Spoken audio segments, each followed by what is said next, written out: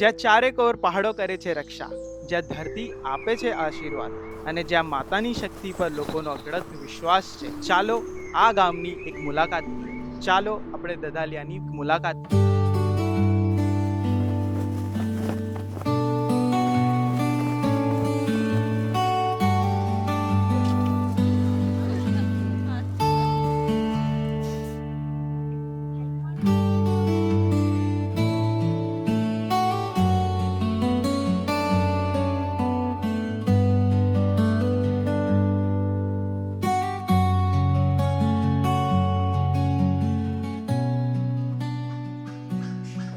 અહીંના કુદરતી સૌંદર્યની વાત જ કઈ અનેરી છે.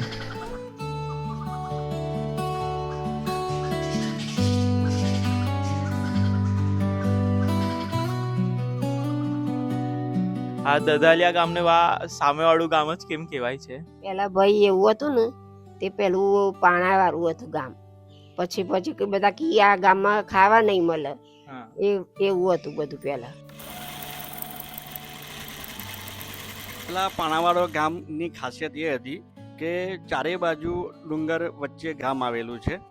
રસ્તાઓ પણ એકદમ એ વખતે કાચા હતા અને પથ્થરો બહુ હતા. એટલા બધા પથ્થર કે આપણે ચાલીને જવું હોય તો પણ તકલીફ પડે, તો એ ટાઈપના પથ્થર હતા. મોડાસા જતા ને ત્યારે ગામનું નામ નતા લેતા દુકાન વાળા, એ ડુંગરા વાળું જ ગામ કહેતા હતા, પાણા વાળું. ત્રણ થકારીથી મળીને જે એટલામાં જે ખાડા પડતા બહુ પડતા અને લોકોને આવવા જવા મુશ્કેલી પડતી હતી.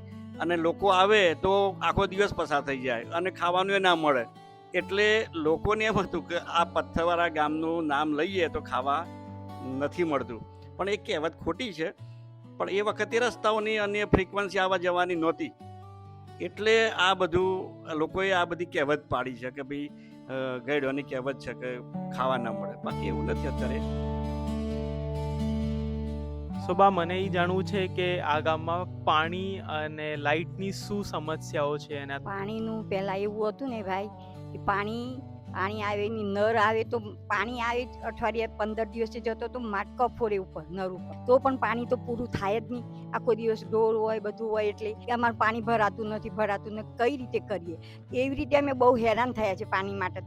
તો થાકી જતા, માટલો કેટલો ભરવો, કેટલો લાવવો, ત્યાંથી કુંભારની ત્યાંથી લાવીને ઘર પણ એક રસોડું આખું મેં તો અલગ બનાવેલું પાણી ભરવા માટે. અત્યારે તો હવે તો સરસ થઈ ગયું છે, લાઇટે આવે છે ને પાણી પણ ગામમાં નર આવી ગયા છે, તો પાણીનું કોઈ ટેન્શન નથી અને ઘરે ઘરે બધાના ઘરે ઓજ બનાવે.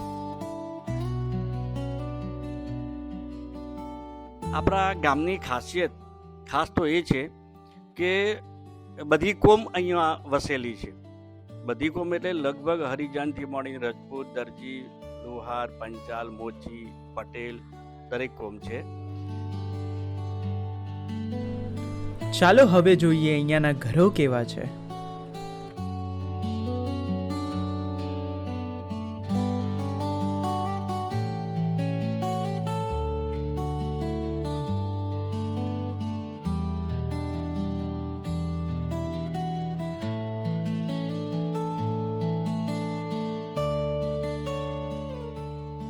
પહેલાના જમાનામાં આ દરેક કિલ્લાઓમાં ઘરમાં આવી રીતે નાના નાના ટાંકા મૂકવામાં આવતા. તો એમાં શું દીવો કરી અને મૂકીએ, કોઈનો હાથ ના લાગી જાય અને પવન ના લાગે એના માટે સેફટી માટે મૂકવામાં આવતા. અને ઘરમાં પણ પ્રકાશ થાય, આજુબાજુ ફળિયામાં પણ પ્રકાશ થાય એના માટે મૂકવામાં આવતું. આ છે ઘરઘંટી, એટલે પહેલાના જમાનાની ઘરઘંટી. અત્યારે આવી નથી મળતી. પહેલે તો આના અંદર ઘઉં, બાજરો, મકાઈ બધું જાતે જ કરતા હતા. એનાથી એક્સરસાઇઝ પણ થતી હતી અને ઘરનો ચોખ્ખો લોટ પણ, ઘઉં પણ દરાતા હતા, જાડો લોટ પણ થતો હતો, બધું આનાથી જ થતું હતું.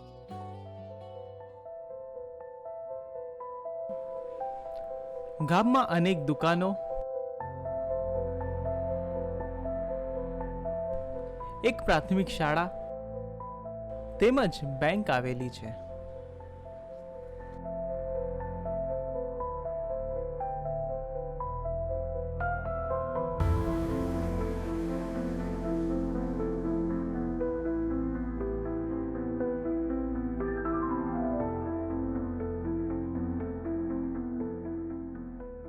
ધલિયા ગામમાં ડુંગર ઉપર માતાજીનું કકરાઈ માતાનું મંદિર આવેલું છે.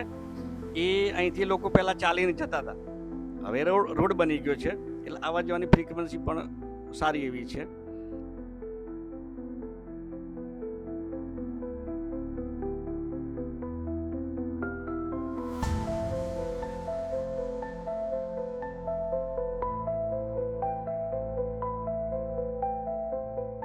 આ છે દધાલિયા ગામનું કકરાઈ માતાનું મંદિર અને આજે આપણે સમજીએ આનો શું મહિમા છે.